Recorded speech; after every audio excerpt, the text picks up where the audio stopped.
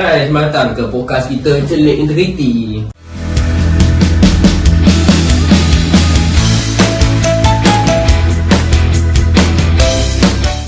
Hari ini kita akan bedah satu kes yang pernah menggemparkan negara kita pada tahun 2016, iaitu skandal rasuah Jabatan Air Sabah. Pernah dengar tak skandal Jabatan Air Sabah? Pernah. Saya rasa yang tu yang dikaitkan dengan bekas pengarah Jabatan Air Negeri Sabah, iaitu Awang Muhammad Tahir.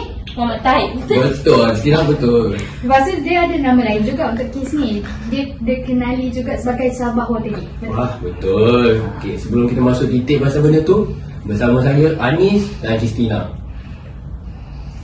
Okey, so Kristina, boleh tak berikan sedikit latar belakang pasal kes ni? Terima kasih Tanus. Kes ini sebenarnya bermula dengan satu serbuan besar-besaran oleh pihak SPRM pada 4 Oktober 2016. Bayangkan, dana yang terlibat bukan sikit tapi 3.3 bilion macam tu peruntukan persekutuan untuk projek air luar bandar sejak tahun 2010 telah diselewengkan. Serbuan SPRM ni dibuat di Pejabat Jabatan Air Negeri Sabah dan kediaman suspek utama.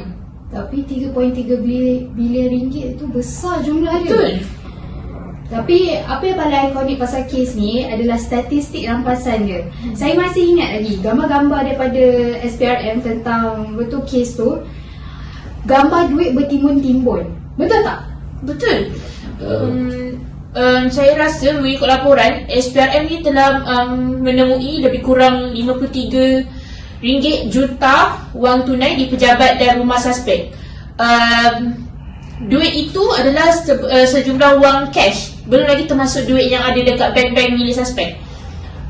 Duit ni diorang temukan di dalam almari suspek, dalam peti besi, dalam kereta Mazda Benz dan juga Mazda dan Mercedes Benz pun diorang jumpakan. Tapi yang peliknya, duit tu bukan saja dalam bentuk ringgit Malaysia, tapi juga dalam bentuk duit mata wang asing seperti US dollar, pound sterling, yen. Dahsyat tu.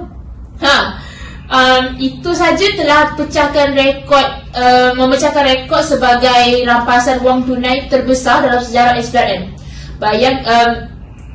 Macam mana nak cakap waktu tu SPRM memerlukan lebih kurang 30 orang pegawai SPRM dan juga masa sebanyak 15 jam hanya untuk kira wang yang secara cash, belum lagi yang termasuk dalam akaun-akaun bank. Dan juga duit itu bukan saja dalam bentuk dalam akaun milik suspek di Malaysia, malah bank di luar negara juga ada duit-duit haram tu. Wow. Seperti di Australia dan New Zealand. Tu kalau saya ada mesti kaya lah. Betul, sumpah. Selain itu, akaun bank berjumlah 60 juta milik keluarga terdekat suspek utama juga turut dibekukan atas faktor untuk memudahkan urusan SPRM menyiasat lah. Mereka juga jumpa lebih kurang 19 kg emas di kediaman dan juga merampas 9 buah kereta mewah milik suspek dan juga 68 geran tanah. Wow. 9 kereta mewah. Wah. Bagi satu okey So, lah saya satu tak cukup. 60 juta tu. Uish, banyak. Kereta apa yang dia orang jumpa ke sini? Saya rasa waktu tu diorang semua pasal kereta Lexus, Range Rover, Mercedes, BMW dan banyak lagi lah. Wow. Kereta mahal semua. Kereta mahal tu. Nak tak kereta mana? Rolls Royce. Rolls Royce. Nak kereta mana? Tak apalah. Nombor cukup ke? Gila betul ada orang ni. Dan ni banyak soalan saya ada sekarang ni. Macam mana mereka buat kerja ni bertahun-tahun tanpa dikesan Apa modus operandi mereka ni? So, daripada slide kajian kes ni, ada jelaskan 3 cara utama macam mana diorang boleh jalankan benda ni lah. So, pertama adalah teknik pecah kontrak ataupun contract splitting, di mana projek besar dipecahkan kepada nilai kurang daripada RM100K untuk elak tender terbuka. So, yang kedua adalah wujudnya monopoli keluarga dan kroni, di mana projek diagihkan kepada syarikat milik proksi keluarga pengarah, iaitu Awang tadi. Yang ketiga adalah manipulasi sebut harga, di mana pengarah mempunyai kuasa mutlak untuk melantik kontraktor bagi projek-projek tersebut. Betul. Kan waktu tu kan pengarah ada kuasa mutlak untuk lantik kontraktor atau gugurkan kontraktor. Jadi awak ni ada kuasa yang boleh kawal segalanya ikut kepentingan pribadinya. Macam itu. Kesannya pada rakyat mesti sangat pedih Betul. Betul. Walaupun dana dah ada berbilion-bilion, tapi infrastruktur tak berlaga. Betul. Contoh Pak bocor, logik tak selenggara, dan penduduk luar bandar terpaksa hadapi catuan air. Mesti pedih sangat Betul. Integriti penjawat awam benar-benar tercalar di mata pelabur dan rakyat. Sangat. Betul tu Tanush. So kesimpulannya yang kita boleh buat kat sini adalah kita perlu sistem yang lebih telus dan kita sepatutnya mengadakan audit yang bebas dan bukan sekadar audit dalaman saja. Dan kita juga perlulah beralih pada sistem tender digital iaitu e-perolehan untuk mengelakkan manipulasi manusia. Betul Anis. Yang paling penting penjawat ni kena sedar yang dia ni sebenarnya pegang duit rakyat, amanah dari orang atasan untuk dibagikan kepada rakyat. Tapi itu bukannya peluang untuk mengejar kekayaan diri sendiri. Integriti adalah kunci utama untuk sesuatu organisasi. Betul tak? Betul. So, kita dah kupas kes Sabah ni.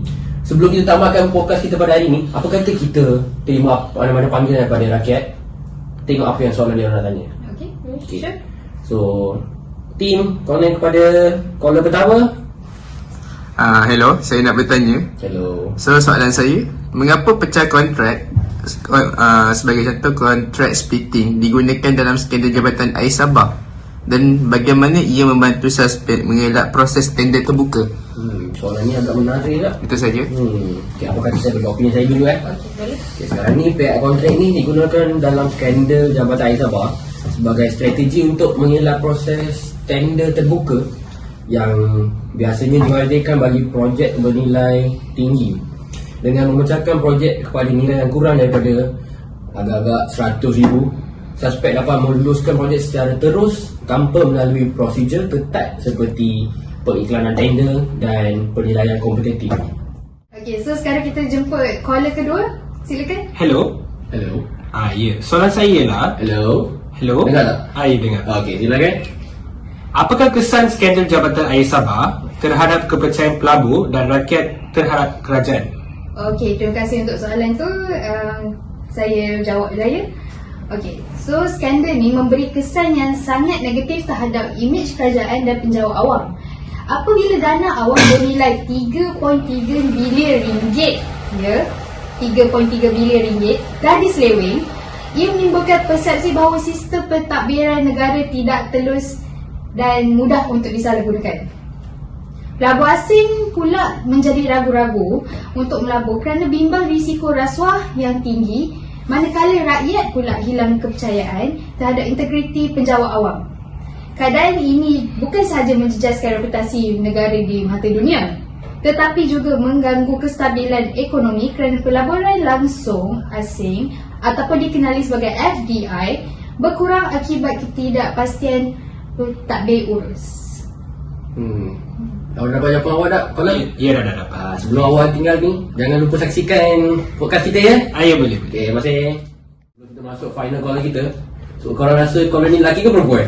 Aku rasa perempuan. Perempuan. Apa kaitan dia? Alah, saja je. I think boys maybe. Maybe boy. Okey, kita team connect kepada caller. Hello, dengar tak? Perempuan. Okey. Hello. Okay, saya ada banyak soalan tapi saya nak tanya satu je. Kenapa sistem e-perolehan ni dicadangkan langkah yang paling terbaik? Okey, macam ni pula. Tak, before that, kenapa caller dia macam marah? Sorry. Caller okey ke caller? Tak marah kan? Tak marah. Okey, tak apa. Silakan jawapan. Okey, jawapannya sekarang macam ni. Sistem e-program ni dicadangkan kerana dia mampu meningkatkan ketelusan dan mengurangkan campur tangan manusia dalam proses tender. Dengan platform digital sekarang ni, semua proses perolihan dilakukan secara automatik dan boleh diakses oleh pihak berkuasa untuk tujuan pemantauan. Ini mengurangkan peluang manipulasi sebut harga dan pemberian projek kepada kroni kerana setiap transaksi mempunyai jelak audit yang jelas.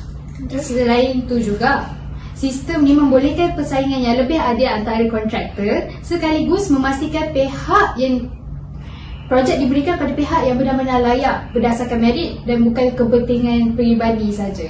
Betul. Kalau dah dapat jawapan, Dapat. tak marah? Tak marah. Oh, dah. Okey, terima kasih. Okey. Okay, rasanya kita dah sampai ke ujung program kita pada hari ini. Ya, betul. So, satu pengajaran yang sangat mahal untuk negara kita. So, terima kasih Hanis dan Kristina bersama saya pada podcast hari ini. Jumpa korang lagi kat podcast seterusnya. Sehingga itu, saksikan podcast kita ni pada masa yang akan datang. Terima kasih. Bye-bye. Jumpa lagi. Jangan lupa like, share, komen. Terima kasih.